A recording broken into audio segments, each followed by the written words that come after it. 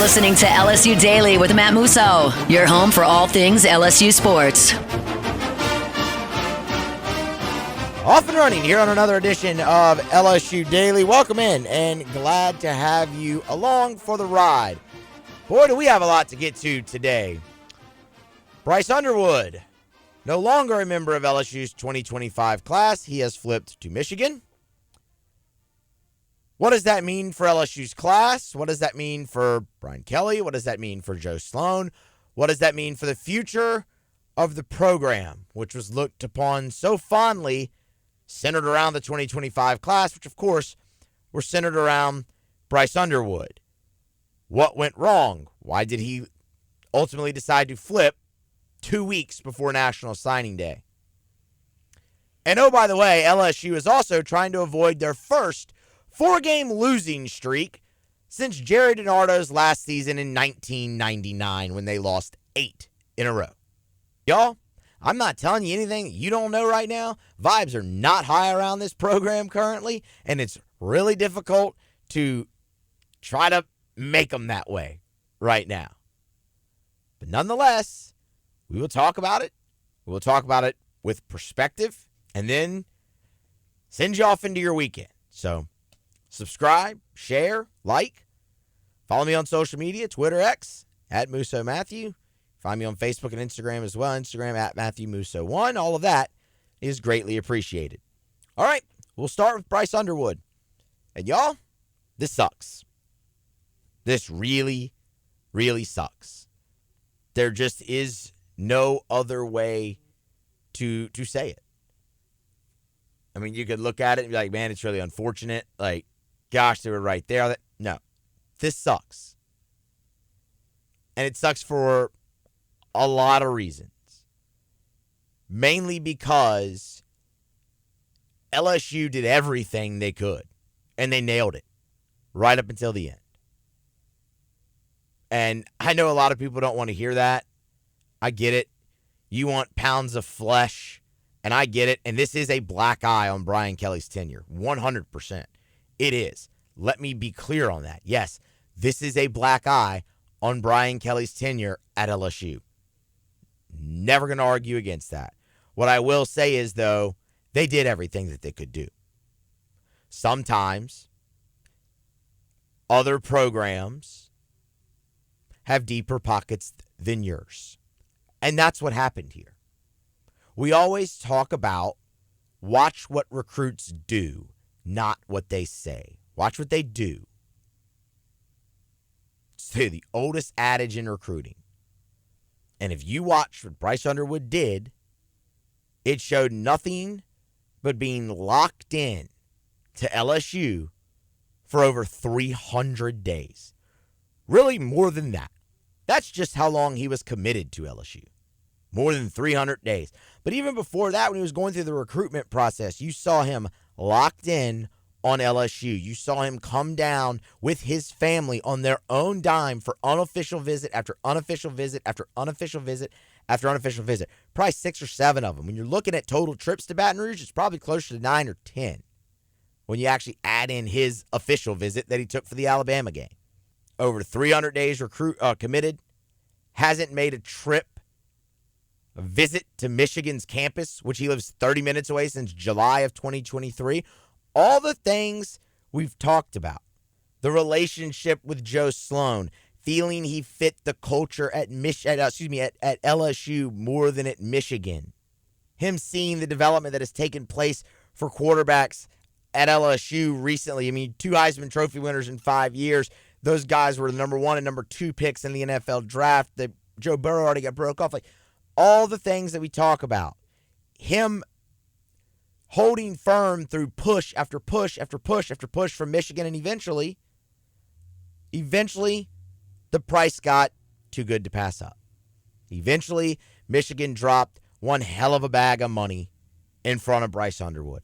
And I know what some people are going to say, that LSU didn't have a competitive offer and all of this stuff and whatever. You're going to hear different numbers be bandied about. You're going to hear a lot of things thrown out there. LSU, let me say this as plainly as I can.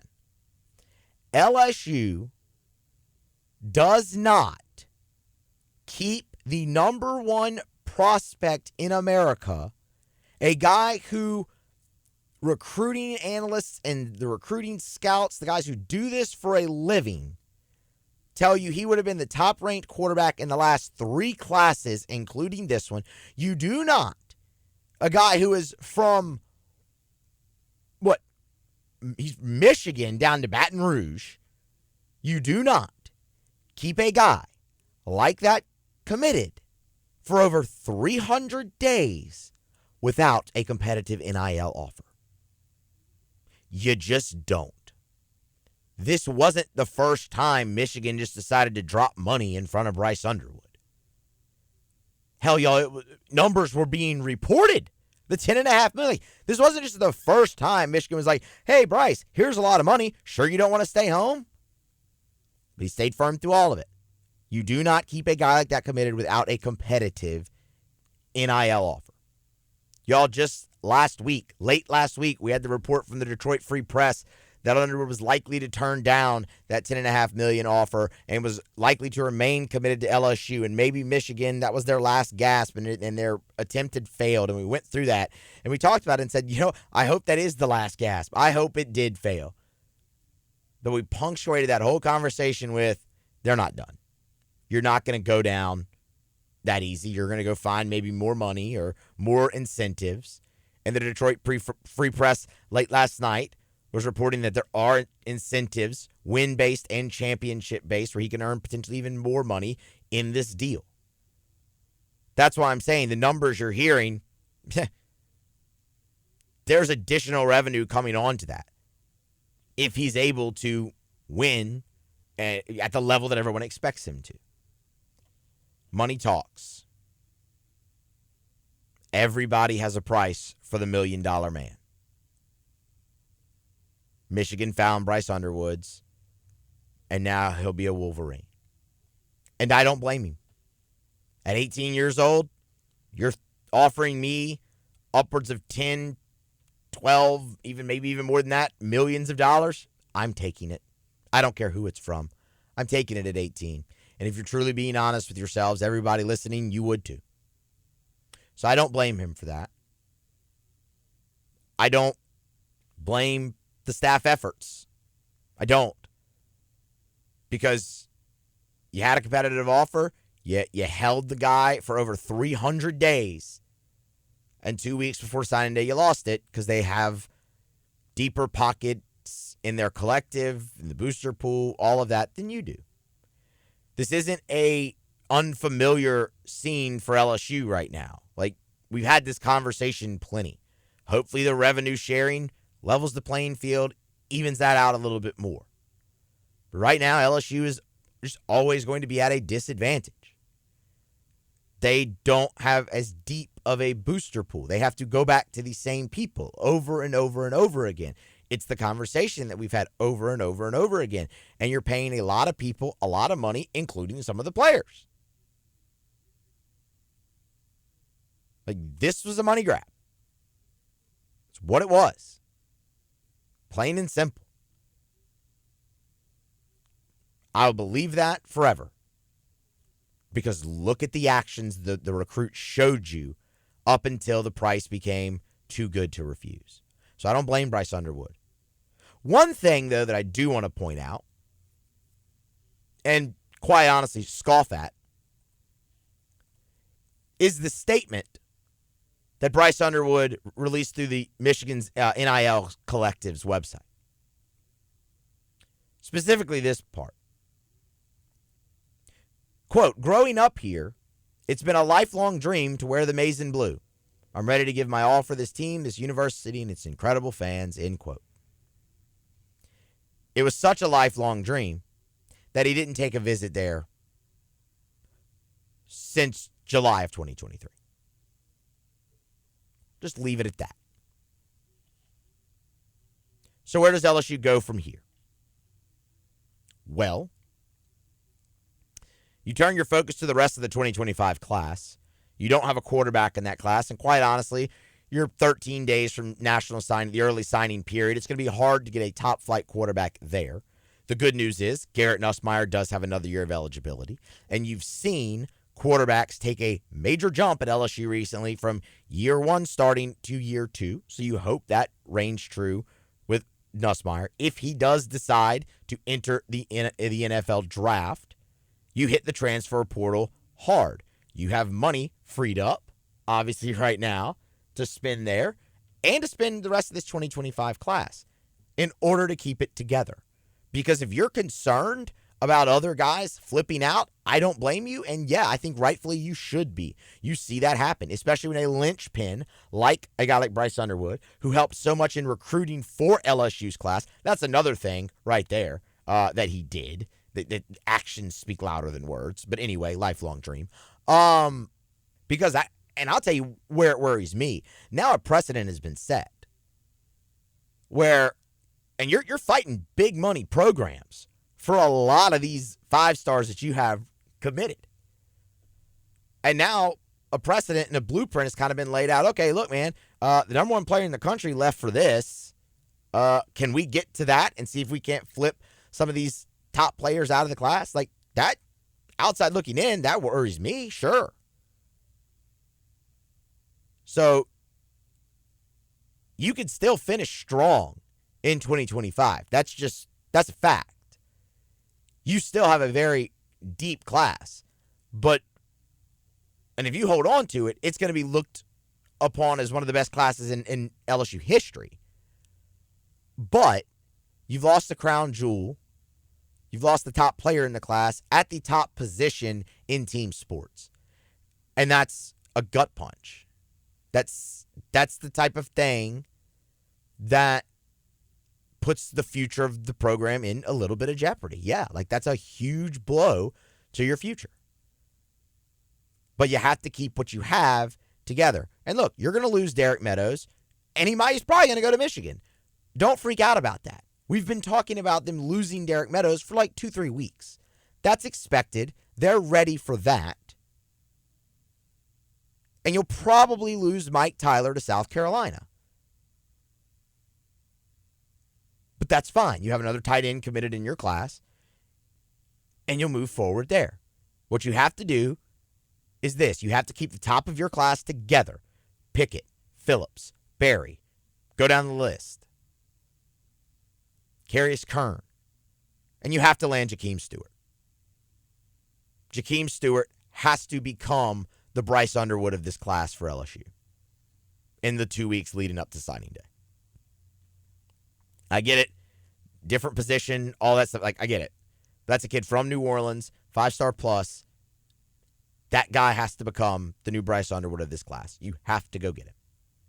Remember, we had this conversation just earlier in the week. Yes, Underwood was a huge part of the class. He's the biggest part of the class. But this class was also bigger than him for the future of LSU. You're supposed to be shoring up every spot of weakness on this team. Defense, on the offense, like replacing all your personnel deficiencies and moving up as a roster. You can still do that. But losing that player absolutely sucks, and it is a blow to your future. As for what it means for the future of someone's staff at LSU, namely Joe Sloan, Brian Kelly's not going anywhere. Like, I'm not even going to have that conversation. And it wouldn't even really be smart to pay a $60+ million buyout anyway, because then you have the staff, then you have to hire a coach and a new staff, and you still have to pay all the players. That would just set your program back more than it would actually probably move you forward. So we're not here to even have that conversation. Now, Joe Sloan, on the other hand, that's really interesting because at times it's been good on offense this year for LSU, but more recently, and really probably the majority of the time, you've really struggled offensively this year, specifically in the red zone. Brian Kelly had a play sheet, y'all. Brian Kelly had a play sheet in his hand on the sideline at Florida, and then in postgame and on his Monday press conference was asked to go through their play calling process. Because it's like, okay, we've all seen you struggle on offense, and now you have a play sheet in your hand. That's a really tough look for Sloan. That's a really tough look for LSU. It just is. That's a tough scene all around. Add in the fact that The biggest hook Joe Sloan had to hang his hat on was Bryce Underwood and the relationship he had with Bryce Underwood. And all of those things associated with the recruitment of Bryce Underwood, that is now gone. He was tied very heavily there. And with the offensive performance, the inconsistencies you've seen on that side of the ball for LSU this year, the struggles in the red zone, I think that puts Joe Sloan's future with LSU very much in doubt. I do. Especially as an offensive coordinator. The optics around that are just not great. And this certainly didn't help, even though I'll maintain they did everything they could and they did a really good job. And I know nobody wants to hear that. But they did. You got outpriced like you have plenty of times before since this era of NIL has started. All right, LSU goes forward. The sun did come up today, and LSU will play a game Saturday night against Vanderbilt. We'll be pretty brief with this because it's hard to pick LSU in this football game. It really is. And we talked about it earlier in the week that while all the attention on this game is on LSU stopping Diego Pavia and the running quarterback and all of that, and yes, they've struggled there, and I want to be honest, I don't really know if they're going to stop him very well. I don't. This is bigger. LSU path to winning this game is bigger than stopping Diego Pavia. They have to get going on offense again. They absolutely have to. The operation has not been smooth, to use a word from Brian Kelly. You have him holding the play sheet. You have Sloan calling plays. You have two voices potentially in Nussmeier's helmet. All of that has thrown you completely out of rhythm when you were struggling to establish a rhythm anyway. We'll see what happens with Garrett Dellinger and Miles Frazier. If they're able to go, specifically Dellinger, that would be massive to get him back. That is really when the rhythm really struggled, was when he went out in the second quarter against Texas A&M. Everything could go back to that game as your downfall so far in this season. You have to get going on offense. This Vanderbilt team ranks in the 80s in pass defense, 89th. That has been your greatest strength, and you need to figure out how to capitalize on it again. Even without even without a true number one wide receiver, without getting separation, all of this, you have to scheme it and figure out a way to get your playmakers the ball and get them upfield. You just have to. You have to find your passing game. Because I'll be honest, I'm not expecting much from LSU's running game this week. I'm not. They have not shown consistency there. They ran the ball great against Arkansas. We all thought they could build off of it. They didn't. They ran the ball great against Florida. Can they build off it? I don't know, but I'm not counting on it. So you'd better find something in the passing game, and you better have success in the red zone, finishing drives when you get there. More discipline needs to happen. Let's see how this players-only meeting has this team react. On defense, Pavia is a big problem, for sure. What interests me about this, though, is Brian Kelly talking about the triple option, I'm blanking on the word. I can't find the word that I want. Principles, the triple option principles in this offense. That's a guy who's well-versed in preparing his team for those principles. All the years at Notre Dame facing Army and Navy. Last year, LSU shut out Army 62-0. That defense was able to stop the triple option. There are a lot of triple option principles in Vanderbilt's offense. Do you see similar success there? Hopefully. But the other thing LSU has to do, besides the obvious stop the running quarterback, stop the running game in general, LSU has to match Vanderbilt's passion and intensity because they're going to bring it. And that's how they're winning games. They are coached extremely well because LSU has personnel issues. LSU is more talented than Vanderbilt. They just are. Vanderbilt really, there's not a draftable player on Vanderbilt's defense. There's very few on LSU's, but there's not one. But they play extremely hard and with passion and with desire. And LSU has to match that on a Saturday night on their home field. I'm going to tell you right now, I have no confidence in picking LSU in this football game, and the only reason that I'm going to do it is because they have to win it. They have to do it.